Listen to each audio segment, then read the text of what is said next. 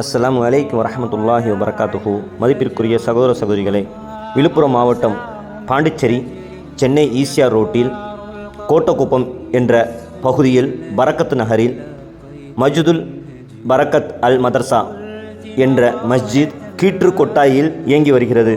அல்ஹம்துலில்லாஹ், அல்லாஹ்வுடைய பேருதவியினால் இந்த மஸ்ஜிதை புதிதாக கட்டுவதற்கு இடம் வாங்கப்பட்டு அதில் வேலைகள் நடந்து வருகிறது. இந்த இடம் கட்டுவதற்கு ஒரு சதுர அடி 2000 ரூபாய் எனவும் ஒரு முசல்லா 10,000 ரூபாய் எனவும் நிர்வாகம் நிர்ணயம் செய்துள்ளது. அல்லாஹ்வுடைய இல்லம் புதிதாக உருவாவதற்கு உங்களால் முடிந்த பொருளாதாரத்தை வாரி வழங்குமாறு கேட்டுக்கொள்கின்றோம்.